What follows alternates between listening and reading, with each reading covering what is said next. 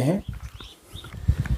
यहाँ पर अभी भी मेरी कुछ निर्माण सामग्री पड़ी हुई है, क्योंकि मैंने ना इस छत में जाने के लिए सीढ़ियाँ बनवानी है। तो कुछ इस तरह का व्यू है आज सुबह का। मेरे घर के सामने से दूर दूर तक फैले हुए पहाड़ दिखाई देते हैं यहाँ।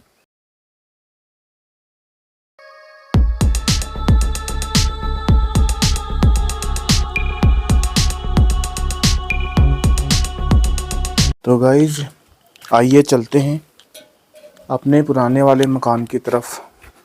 और साथ में एक बहुत पुराना और बड़ा सा मकान है, उसके दरवाज़ों पर जो नक्काशी की है ना, वो भी मैं आपको दिखाऊंगा पूरा। तो पुराने जो मकान होते थे उनमें जो भी कारीगरी होती थी बहुत अच्छी होती थी, बहुत ही सुंदर, चाहे लकड़ी का काम हो या पत्थर का हो।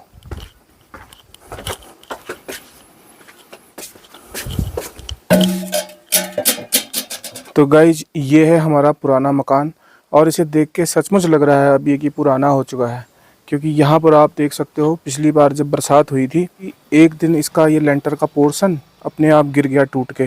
तो तब से इस तरह से ये तारें दिखी हुई हैं इसकी सरिया की। ये हमने अभी इम्प्रूव करना है, इसे बनाना है हमने। तो उसके लिए राजमिस्त्री उन लोगों से बात करनी है। हालांकि पहाड़ में ये स्थिति है कि यहाँ निर्माण का काम हमारे क्षेत्र में बहुत तेज़ी से चल रहा है, तो लोगों का, राजमिस्त्रियों का मिलना आसान नहीं रहता है। पहले उनसे तय करना पड़ता है, बातें करनी पड़ती हैं। तो जैसे सुविधा बनेगी, समय बनेगा, फिर इसे रिपेयर करने का प्लान है मेरा। हमारे घर के सामने की तरफ ये खेत है, देखिए इसमें पहले एक संतरे का पेड़ था, बाद में फिर वो पेड़ भी पुराना हो गया, सड़ गया, तो हमने वो निकाल दिया। अभी हमने इसमें कुछ नए पेड़ लगाए हुए हैं। एक पेड़ नींबू का है और 2 पेड़ इसमें अमरूद के लगाए हुए हैं। अच्छी वाली अमरूद है वो, और हो सकता है इन फ्यूचर अच्छे हो जाएंगे तो उसमें बहुत अच्छे फल आएंगे। देखो ये जो मकान है हमारे पड़ोस का, इसके दरवाज़ों पर आप नक्काशी देखो, लगभग ये 100 साल पुराना घर है। इस आंगन को देखिए, ये आंगन भी यहाँ का पारंपरिक आंगन है। ऐसे ही इस पे पत्थर लगाए गए हैं। ये पत्थर भी अलग अलग तरह के होते हैं। यहाँ की लोकल भाषा में इन्हें हम पटाल कहते हैं। इसे छत में भी प्रयोग किया जाता है। जो पारंपरिक घर हैं उनमें छतों में इससे भी बड़े बड़े पत्थर यूज होते हैं, कहीं छोटे छोटे पत्थर भी यूज होते हैं, कहीं बहुत बड़े बड़े पत्थर यूज होते हैं, कहीं गोल गोल से पत्थर यूज होते हैं। तो हर जगह का, हर क्षेत्र का अपना अपना अलग अलग रिवाज है। तो यहाँ आंगन भी इसी तरह का होता है।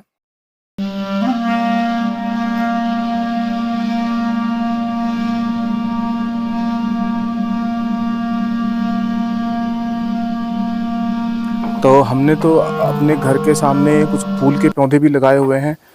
तो ज़्यादा अगर ठंड हो जाए तो ये फूल के पौधे भी फिर पाला गिरने की वजह से ख़राब हो जाते हैं, लेकिन फ़िलहाल इनमें बहुत ही ज़्यादा ब्लूम आया हुआ है और इतने प्यारे प्यारे से फूल खिले हुए हैं। कृषि और पशुपालन 2 ही मुख्य काम यहाँ होते हैं ग्रामीण परिवेश में।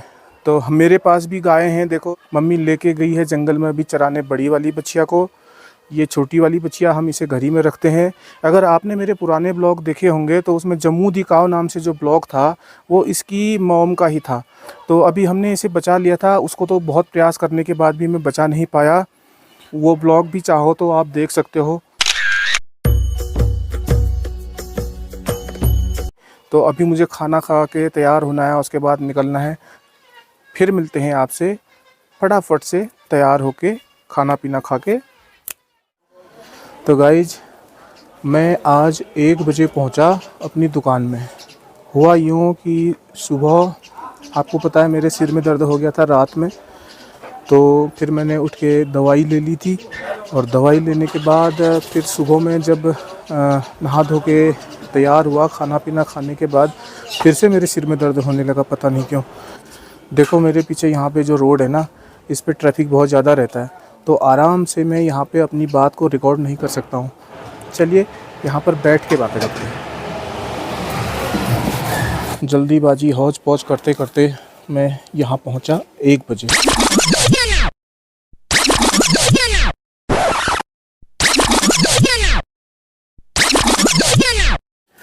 और उसके बाद बहुत अच्छी सी धूप खिली थी। सुबह तो बादल आ गए थे, तो देखकर लग रहा था कि आज दिन भर बादल रहेंगे या बारिश भी हो सकती है। ठंड बढ़ सकती है, लेकिन उसके उलट अभी बिल्कुल धूप खिलाई, सारे बादल हट गए। तो अभी मैं यहाँ आ गया हूँ अपनी शॉप पर और बैठा हुआ हूँ यहाँ पे कुर्सी लगाकर।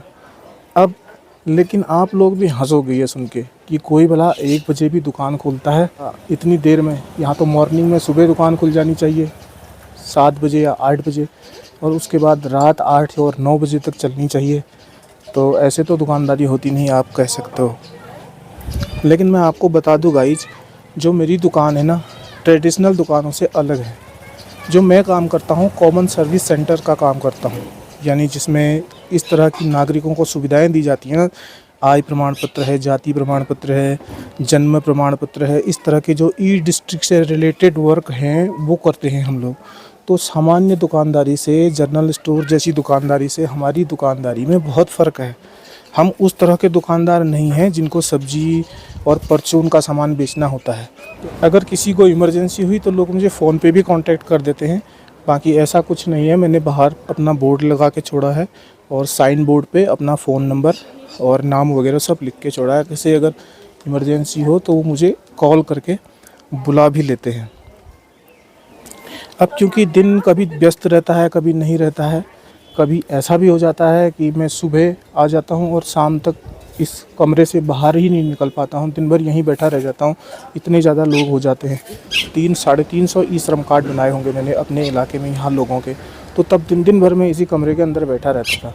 और आजकल हालांकि फुर्सत है, उतना काम नहीं है, तो यहाँ आराम से बैठ के धूप भी सेक लेते हैं और एंजॉय भी कर लेते हैं।